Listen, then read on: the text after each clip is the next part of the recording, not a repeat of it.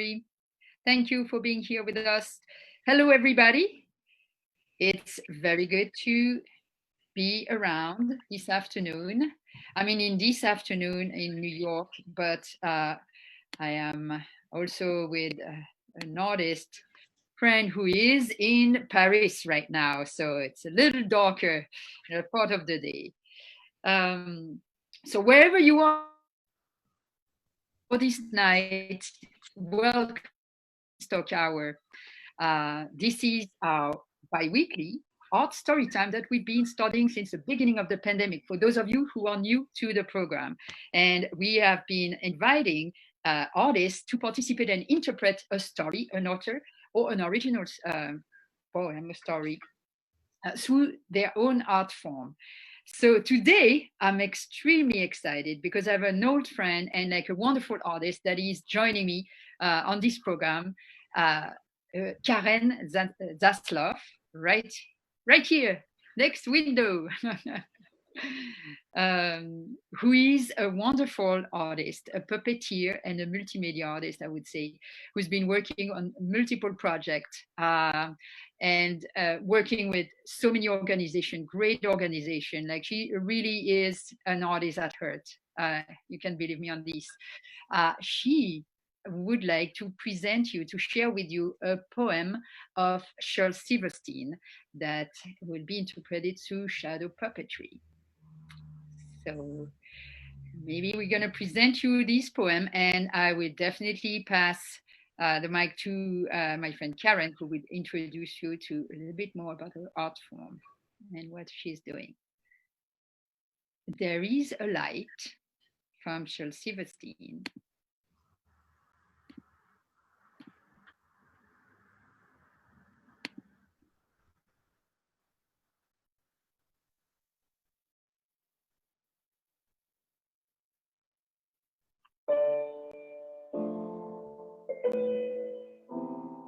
There's a light on in the attic. Though the house is dark and shuttered, I can see a flicker and flutter, and I know what it's about. There's a light on in the attic. I can see it from the outside, and I know you're on the inside, looking out.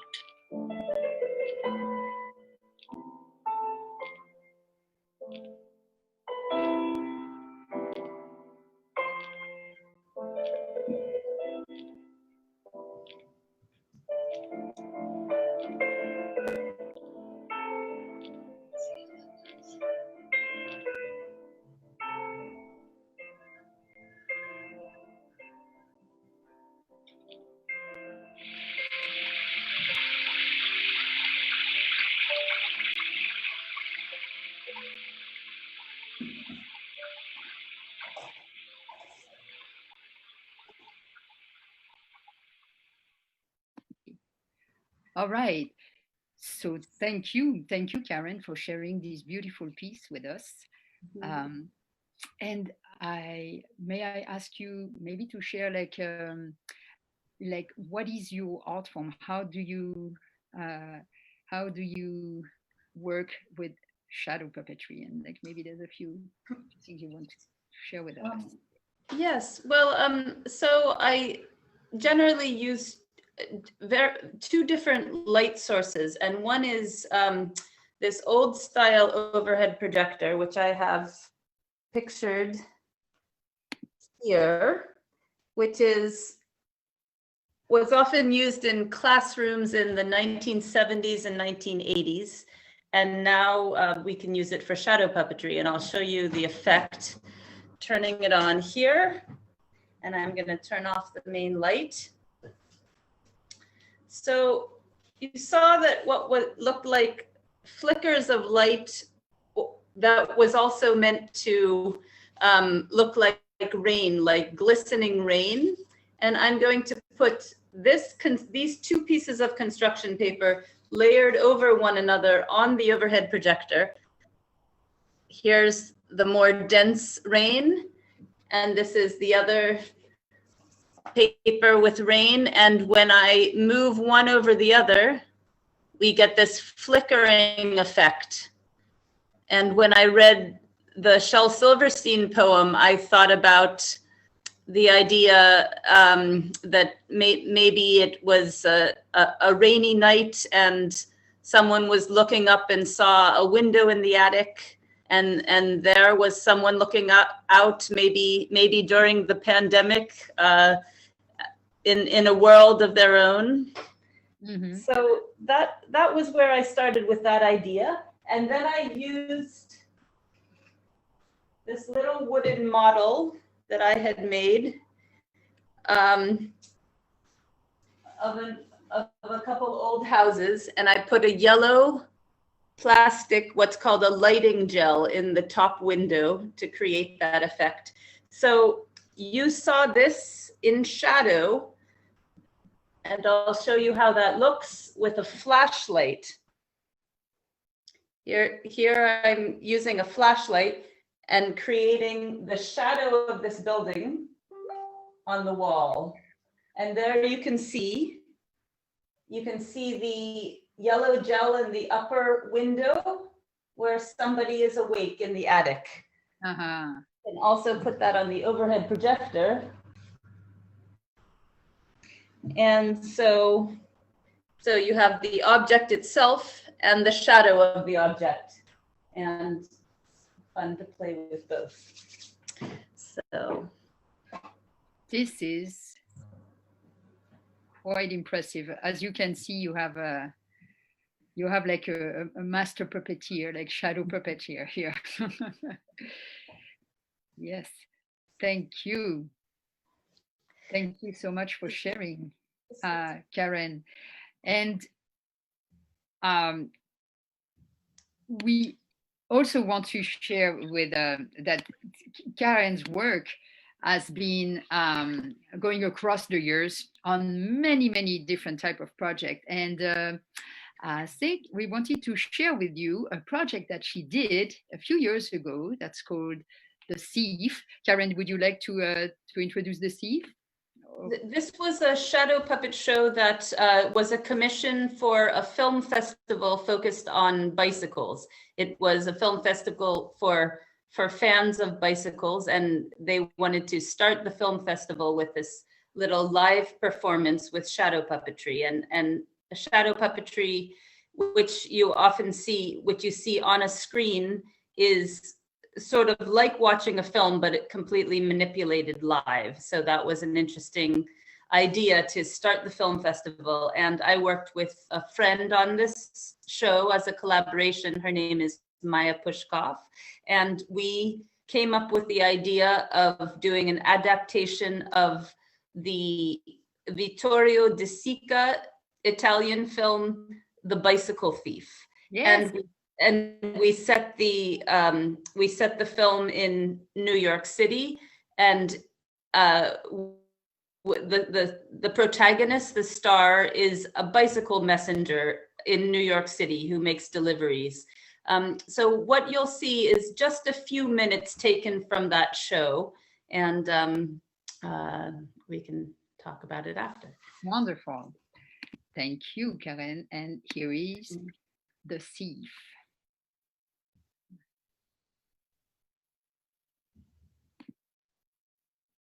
Oops, hold on a second.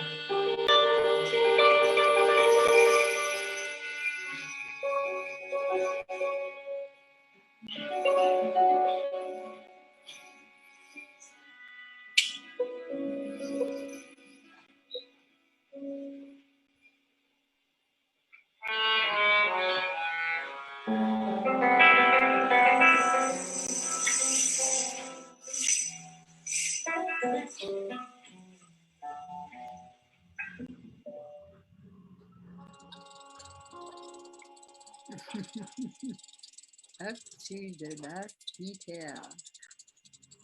Wow. Wow, wow. Like chapeau bas, chapeau bas.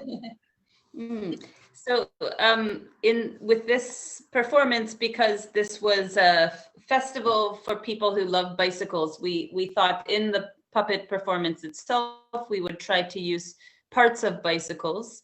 And so we tried to create a kind of a silent movie effect with the flickering camera. And you saw at the end there, that was a bicycle wheel in which we put triangles of paper in front of the lamp, and it created that flickering.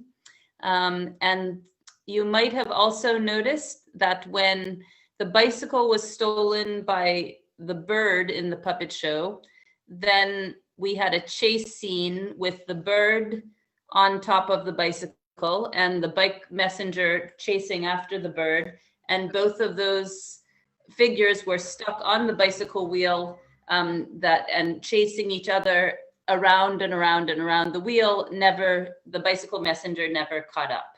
So trying to use the machine of the bicycle as part of the puppets in that. Yes.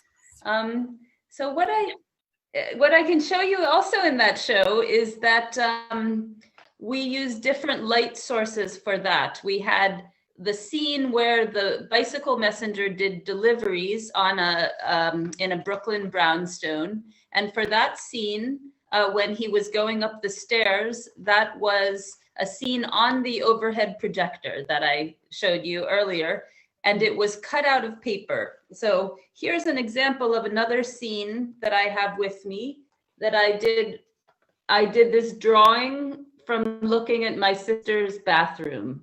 And then from the drawing, I cut out some spaces that I wanted to be like bright white spaces in the bathroom. And you'll see when I put this scene on the overhead projector, how different it looks in shadow.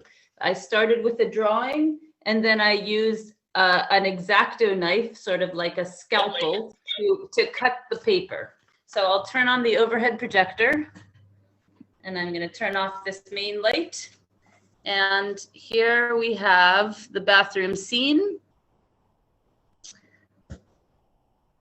And it's a very different kind of effect than the drawing, very strong black and white. So all those spaces that I had cut out are what allows the light from the overhead to shine through. And then you can do some layering. This is from a set of puppets that someone gave me as a gift. Here's a little robot that we could, for example, place on the overhead right onto the toilets. So what you saw in Thief there was you saw the little bicycle messenger, who was an individual puppet. I don't have those puppets with me in France, but it was the same style. And that bicycle messenger traveled within the background scene that was on the projector. So that is an example of using two different lights. Let's turn off the projector. And I wanted to show you some other neat effects. You can use colors, again, with these colored plastics. If you take colored plastic and you cut it up like this, I'm going to put this on the overhead projector, and you can see how it can turn into an ocean scene. Yeah. And And I have with me a collection of puppets. I have this puppet from Thailand. This is a traditional Thai puppet, which is made of animal hide, sort of like a version of leather. And it's been painted, but it's also used as a shadow puppet. So you can see, let's say you see this dragon traveling on the water. You can see these little holes in the puppet are what the light shines through. And it's a similar method to what I did in paper, cutting out the holes that become the shadows. We can also just use a flashlight, and you don't need to have an old style overhead projector. You can use the flashlight and shine that on the wall for very large shadows. Yes. Beautiful. Beautiful. And, oh, look who just emerged on my screen. Whoa. These dragon puppets that was made by Karen, literally in the car, reaching like a performance that we were doing together, and she created this dragon. Like it was like the spirit of a river that I think some of you might be familiar with. That was also like projected on light, right? So like it's all a transparent dragon, and if you can look at closer, the face of the dragon, it's made out of a strainer. Yeah. My son's looking for the strainer all the time, but it definitely became like the head of the dragon. So you can see like how creative is, like you have like a real master puppeteer right here. Like in a few minutes, you can give shape to your most mythological creatures.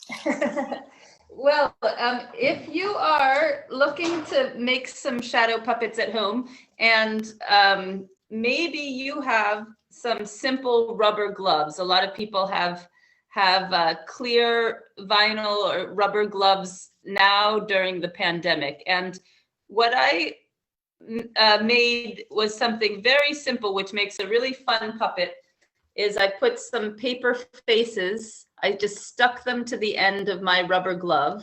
And then what you can do with all of these characters together when they're in shadow is pretty fun. They're like a family of characters that are all stuck to one hand. And I'll show you how that looks on the overhead projector.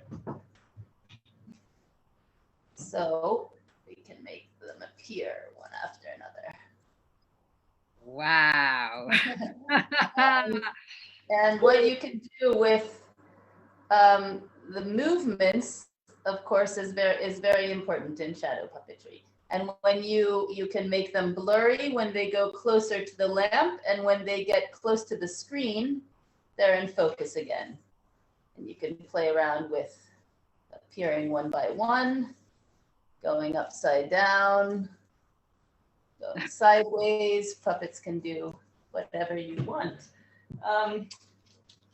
And any material that lets some light through is really great for shadow puppetry. I will show you this, what you can do that I think is very special with a mosquito, with a screen, a window screen that's used to keep mosquitoes out.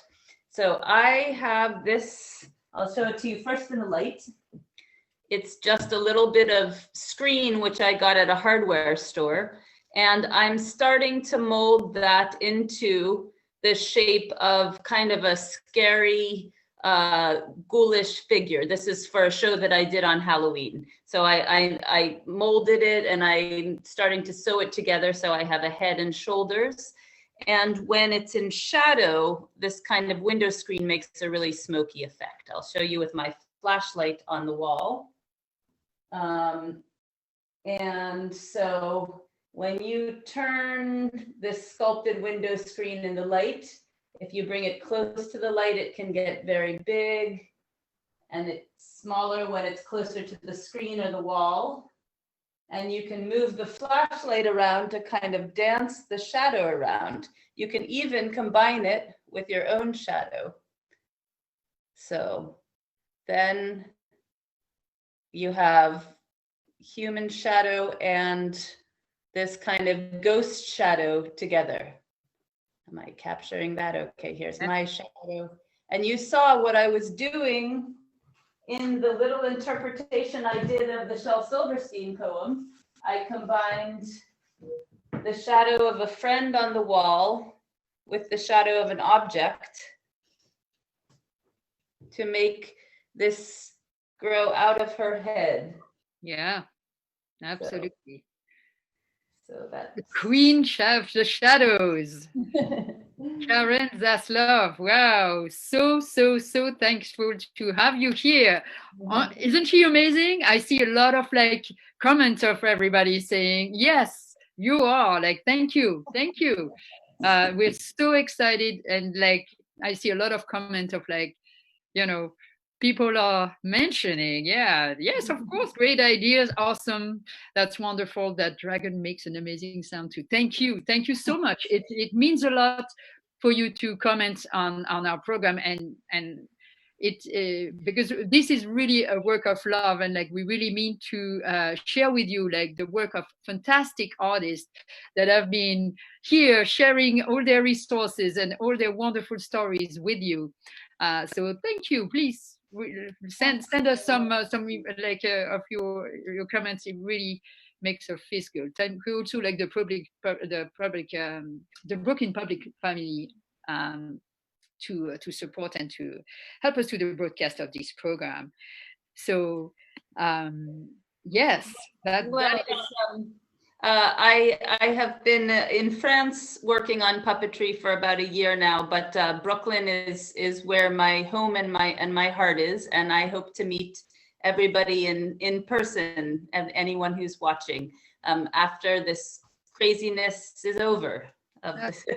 We definitely hope so, and we might even like consider like offering like workshops, shadow workshops. Like we could consider that as well. So like keep an eye out if you are interested. Definitely, like you should definitely contact us, and I'm going to share with you also where to find like the work of Karen. Let me share that with you, and like all the artists that we've been presenting to her. Here we go. There's a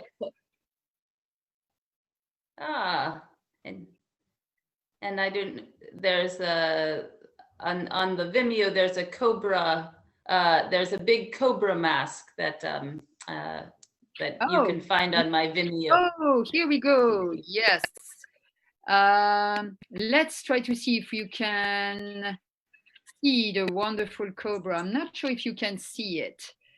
Okay. Well, it's on the Vimeo site if not. Right.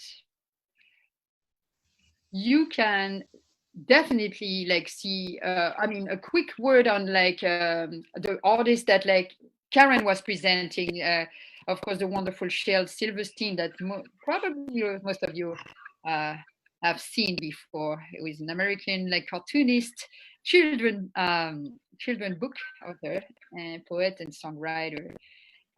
Shel Silverstein. Let me show you as well. Like, so Karen, here is Karen. You can find a lot of her work on Vimeo. She also been working with like so many communities and like a great puppeteer and like social justice communities with organizations. So you would find much more of her work for children and adults, like through Vimeo as well. The music on the track is referenced, maybe I want to introduce like Jan Tiersen, French musician and composer. For the movie Amélie, yes. That's right, yes. That was the as well, like a lot of film soundtracks, like Mr. Tiersen have been doing a lot of work with movies as well. it's well loved by like visual artists. Um, Now, if you are interested to learn more about like classes that we offer through the community to children, if you are a local of New York, Brooklyn, we offer a new series of circus art classes. Like you can learn how to juggle, clown around, and acting with us on Fridays afternoon at the Roots Cafe in Spark Slope. Like starting like this week, so don't hesitate to register. We also have some puppet and tales. We create like some giant puppets with children's between 6 and 11. Like it's been a wonderful session. So come and join us. And we open like a slam puppet once a month now at the local scene of Brooklyn as well. So classes on Wednesday afternoon. We also offer French classes for kids on the afternoon as well, that you would find on our website, and French conversation for adults on Wednesdays and Saturdays. So if you have a good time, once like the outdoor is closing, it's a good time to travel around to learn a language. So join us on Wednesday and Saturday for French classes. If you want to find more about like Brooklyn Beanstalk, you'll find us at brooklynbeanstalk.com, our website. You can always find like the previous work that we've been presenting on our YouTube channel. And of course, there's only one nation. It's the donation, how would say our friends from Breton Puppet. So you want to support this program and the wonderful artists that you are seeing today and the rest of the time, you can support us at Venmo, Brooklyn Beanstalk, and all these donations would definitely substantiate the work that we are doing together. So again, we are reaching the end of that program today. I can't thank enough Karen for the wonderful work that she's been sharing with us this afternoon. Thank you so very much. Thank you. Missing so much here. And Karen, anything else you would like to add? Yes, I'll just say goodbye with my new mask in progress here. And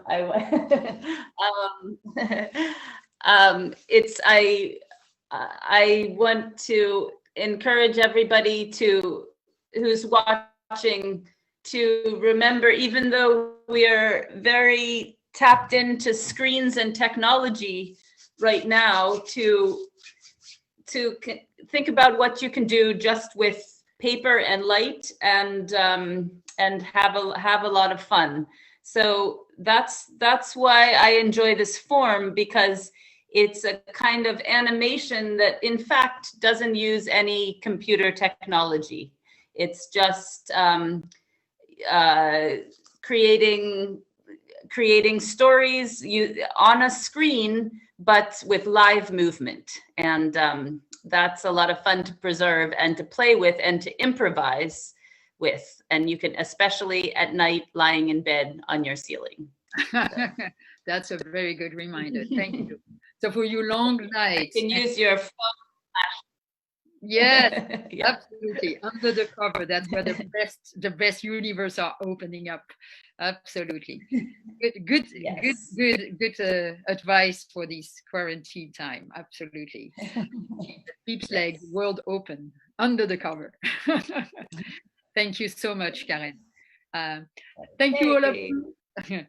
If you have any question, let me check one more time. Like if you do have, thank you again, like the Brooklyn Library friends. It's wonderful to have you supporting here. And a shadow puppet workshop would be great. Absolutely. Like Aaron, what do you think? I think we if we have a request, we would definitely. Yes, I've done lots of shadow puppet workshops, and I hope to do some back in Brooklyn. I'll be back in the new year, and I missed it a lot. Love the Brooklyn Public Library, and maybe there could be some workshops with the Brooklyn Public Library. We'll see. Wonderful. Thank you again. So we'll see you we'll see you in a couple of weeks for another program of the Book and Beanstalk Hour. And till then, create well and stay healthy. Thank you. Bye.